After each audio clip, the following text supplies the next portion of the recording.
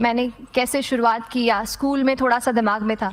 तो हाँ, स्कूल में थोड़ा सा कहीं सोचा था, कहीं शायद पढ़ लिया होगा, कहीं सुन लिया होगा कि नहीं आईएएस ऑफिसर नाम की कोई चीज़ होती है। लेकिन तब ये भी नहीं पता था कि यार यूपीएससी नाम की कोई एग्ज़ाम है, सिविल सर्विस एग्ज़ाम है, उससे और भी पोस्ट में आप सिलेक्ट हो सकते हैं, ऐसा कुछ नॉलेज नहीं था। जब मैं अपने कॉलेज लेवल में आई, जब कॉलेज में एडमिशन लिया, मैंने भोपाल से ही प्राइवेट इंजीनियरिंग कॉलेज से केमिकल इंजीनियरिंग किया है। और उस दौरान मुझे जब मैंने सोचना शुरुआत की कि क्या बनना है, कंटेम्पलेट किया कि एग्जैक्टली क्या करियर चाहती हूँ, तो लगा कि यार कहीं जो पुरानी ड्रीम थी, एक जो सपना था, वो अभी उसको सामने लाना चाहिए। फिर इस बारे में और पढ़ा और तब खान स्टडी ग्रुप भोपाल में सेंटर वहाँ पे जैसे शुरू हो गया था, तो मेरा जो फाउंडेशन कोर्स है मैंने वहाँ से किया। और इस एग्ज़ाम के बारे में जो चीज़ें मुझे 1-2 साल में समझ में आई हैं, वो कुछ चीज़ें मैं आपसे शेयर करना चाहती हूँ। सबसे पहली चीज़ जो पहले जय और रचना हम दोनों बोल चुके हैं कि कंसिस्टेंसी। आप अगर दिन में कई बार हमसे सवाल पूछते हैं कि आप कितने घंटे पढ़ाई करते हैं, तो देखिए घंटे मैटर नहीं करते। कोई 17-18 घंटे हमें नहीं पढ़ना है, इतना हम पढ़ भी नहीं सकते। एक दिन पढ़ सकते हैं, दूसरे दिन नहीं पढ़ पाएंगे। 5 से 6 घंटे ही आपको देने हैं या उतने निकालने हैं, पर वो जो वक्त आप अपनी पढ़ाई को देते हो, वो कंसिस्टेंटली आपको रोज़ उतना ही अपने पढ़ाई को देना है। Consistency is the key, that is the first and the most important thing जो आपको ध्यान में रखनी है।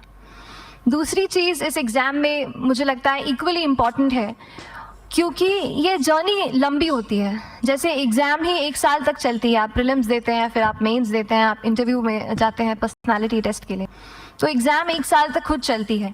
उसके पहले मान लीजिए आप 1-1.5-2 साल पहले से प्रिपेयर कर रहे हो, तो ये जर्नी काफ़ी लंबी रहती है। उस जर्नी में मेंटली अपने आप को मोटिवेट रखना, अपने आप को बूस्ट करते रहना, वो भी इक्वली इम्पॉर्टेंट है। और इसीलिए अपने आप पर भरोसा बेहद ज़रूरी है। You need to have a faith in your self कि अगर आपने इसमें कदम रखा है, अगर आपने सोचा है कि आप सिविल सर्विस एग्ज़ाम देना चाहते हैं और देंगे, तो आपको ये ठान के उसमें जाना है कि हाँ मैं ये कर सकता या कर सकती हूँ। ये एक अपना मोटिवेशन, अपने साथ एक फेथ, बिलीफ अपने ऊपर आपको हमेशा रखना है। कमिंग टू प्रेपरेशन की कैसे तैयारी करनी है, बहुत सारी बातें आप सुन चुके हैं कि आंसर राइटिंग में कैसे करना होता है, आंसर राइटिंग का स्ट्रक्चर कैसा होना चाहिए। तो मैं शुरू में सबसे पहले ये कहूँगी कि मेरे प्रिपरेशन का बेस 2 चीज़ें रहीं। पहला था करंट अफेयर्स। करंट अफेयर्स इसलिए मैंने उसको उसी से शुरुआत की क्योंकि करंट अफेयर्स सबसे इंटरेस्टिंग पार्ट होता है।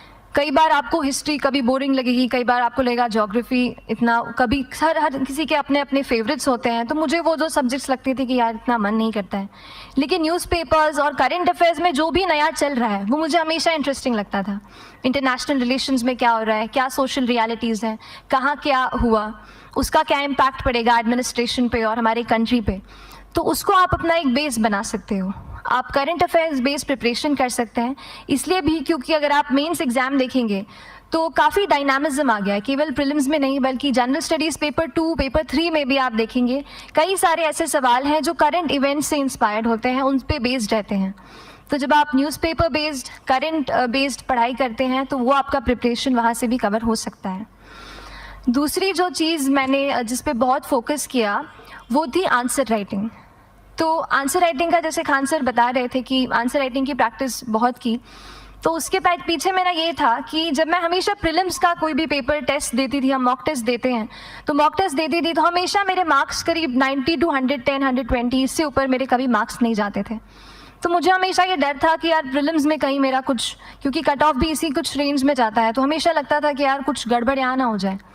लेकिन जब मैंने आंसर राइटिंग की और मेंस एग्ज़ाम के बारे में जाना, तब मुझे लगा कि आंसर राइटिंग एक ऐसी चीज़ है, मेंस एक ऐसा फेज़ है सिविल सर्विस एग्ज़ाम का जहाँ पे आप अच्छे से तैयारी कर सकते हैं। And if you have written the answers, if you know कि you have covered the points well, if you have included उसमें कुछ आपने facts, international reports, government schemes, आपने कुछ ऐसे उसमें सॉल्व भी डाला है, तो जो रिजल्ट आएगा वो सेटिस्फैक्ट्री ही आएगा, अच्छा ही आएगा। तो मेंस एक ऐसा पार्ट है जिस पे आप काफ़ी बैंक ऑन कर सकते हो। मैं जब पर्सनालिटी टेस्ट भी मैंने दिया, तो इस बार भी आप नंबर्स देखेंगे तो आसपास की रैंक के हिसाब से मेरे नंबर्स उसमें कम हैं, लेकिन it is just the general studies and the answer writing part, जो मेंस के जो वो है मार्क्स हैं या मेंस का जो एक फैक्टर रहा, वो मेरे लिए सबसे ज़्यादा इंपॉर्टेंट डिसाइडिंग फैक्टर रहा है। तो अपना एक्सपीरियंस यही बताऊंगी कि आंसर राइटिंग पे आप विशेष फोकस कीजिए।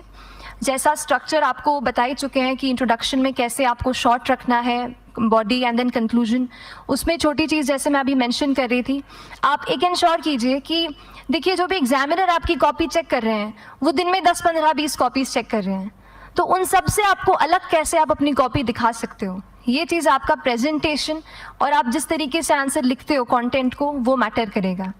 आप इंश्योर कर सकते हैं कि आपके आंसर में कुछ फैक्ट्स, गवर्नमेंट की स्कीम्स, कुछ कमिटीज़ बैठती हैं, जैसे एक प्रिवेसी पे justice BN Shri Krishna committee की रिपोर्ट आई है, तो आप मान लीजिए आपको कोई प्रिवेसी पे सवाल आ गया तो आपने उन कमेटी का नाम कोट कर दिया। ऐसे बहुत सारी कमिटीज़ होती हैं। कुछ इंटरनेशनल रिपोर्ट्स आते हैं, वो आप इनके बारे में लिख सकते हैं। इंडिया का मैप आप बना सकते हैं। मैंने सीख लिया था कि 10-15 सेकेंड्स में कैसे जल्दी से मैप बनाना है और उस पर कैसे पॉइंट कुछ करना है, कुछ लोकेट करना है। तो ये कुछ ऐसी चीज़ें हैं जो आपके आंसर्स को एनरिच करेंगी और प्रेजेंटेबल बनाएंगी। तो इस तरीके से आंसर्स पे जैसे हम क्लास करते हैं, लेकिन उसके साथ साथ आपको ये कोशिश करनी है कि 1 से 2 आंसर पर डे आपको ज़रूर लिखने ही लिखने हैं, apart from the test series that you are doing. Answer writing से 2-3 चीज़ें होती हैं, ना केवल हमारी एक लिखने का हमें समझ आता है हम क्या लिखते हैं कैसा है, पर हमारा कॉम्प्रिहेंशन भी इम्प्रूव होता है। हमें कितना समझ में आया वो भी हमें खुद समझ आता है जब हम आंसर्स लिखते हैं। और इसीलिए आंसर राइटिंग पे आप फोकस कीजिए, 1 से 2 आंसर ज़रूर लिखिए। और आंसर राइटिंग के बाद the third pillar of my preparation जो काफ़ी इंपॉर्टेंट जिसने रोल प्ले किया, that was tests and test series and mocks. देखिए हम पढ़ रहे हैं यहाँ पर, I will also come to the point कि हम कैसे दिल्ली, भोपाल और इंदौर में प्रिपेयर करके बिना दिल्ली जाए हम कैसे कर सकते हैं, I will come to that point. पर उसके पहले टेस्ट की थोड़ी बात कर लेती हूँ कि टेस्ट देना क्यों ज़रूरी है। हम ये जो एग्ज़ाम दे रहे हैं सिविल सर्विस की, एक ऑल इंडिया लेवल एग्ज़ाम है and this cut throat competition. तो उसके लिए आप केवल पढ़ते रहें, सारी बुक्स, मटेरियल्स, स्टैंडर्ड ये करंट का सब पढ़ लें, लेकिन अगर आप ये नहीं जज कर पाए कि आपका क्या लेवल है at an all India level, तो चीज़ें समझ में आप नहीं, मतलब आप आगे नहीं बढ़ पाएंगे या सही डायरेक्शन नहीं पकड़ पाएंगे। तो इसलिए आप टेस्ट से घबराइए मत। कई बार टेस्ट का इनर्शिया होता है, ऐसे लगता है कि जब तक पूरा सिलेबस कंप्लीट नहीं कर लूँ तब तक टेस्ट नहीं दूंगा, लेकिन सच में बात ये होती है कि जब तक हम GS के मतलब पेपर देने अंदर भी घुसते हैं ना, तब भी उस सेकंड पे लग रहा होता है कि कुछ छूट गया है हमारा। तो ये चीज़ होगी ही, इसीलिए ये मैं कभी मत सोचिए कि जब तक पूरा सिलेबस नहीं कर लूँ टेस्ट नहीं दूंगा। जैसे आपका एक थोड़ा बेस बन जाता है प्रिपरेशन का, आप टेस्ट दीजिए, चाहे वो प्रीलिम्स का MCQ का टेस्ट हो या मेंस का राइटिंग स्किल की प्रैक्टिस हो, टेस्ट पे आप फोकस कीजिए। उसके बाद टेस्ट केवल देने के लिए नहीं देना है, उसको एनालाइज भी अच्छे से करना है।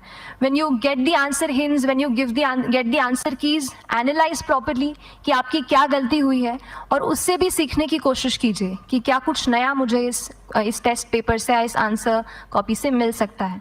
तो इस तरह से टेस्ट पे भी आप फोकस कीजिए। And I will come lastly to the point कि जब मैंने प्रिपरेशन शुरू की थी अपने कॉलेज के 2nd ईयर 3rd ईयर आते आते, तो मन में बहुत सारे फियर्स थे।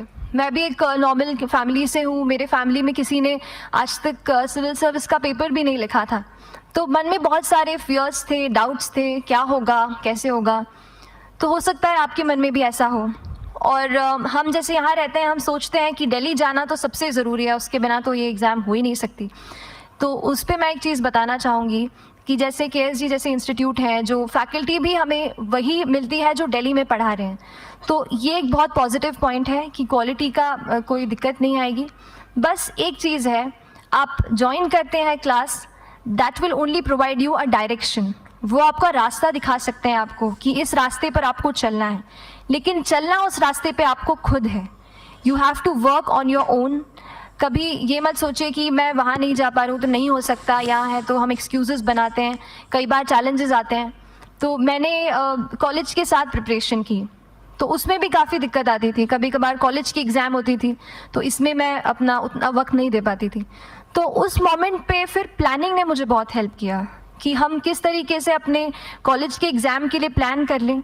जैसे मैंने इंजीनियरिंग की है और मुझे पता है कि हम इंजीनियर्स 1 महीने से ज़्यादा पहले से पढ़ते नहीं हैं, पढ़ते हैं क्या? तो वो चीज़ आप ध्यान रख सकते हो, उसको अपना स्ट्रॉन्ग पॉइंट बना सकते हो। 1 से 1.5 महीना जब exam is approaching, I use to plan my entire syllabus का प्रिंट आउट निकाल के I use to make my notes, उस तरीके से उसको मैं उसको संभाल लेती थी। तो whenever you are managing those things together, focus on planning, किस तरीके से आप एक माइक्रो प्लान बनाएं, अपना डेली एक प्लान बनाएं, वीकली टारगेट सेट करें और एक ब्रॉड विजन दिमाग में रखें कि ब्रॉडली आप मंथ्स में क्या कवर करने वाले हैं। अगर आप प्लानिंग अच्छे से करते हैं तो ज़्यादातर पोर्शन आपका वहीं से कवर हो जाता है। और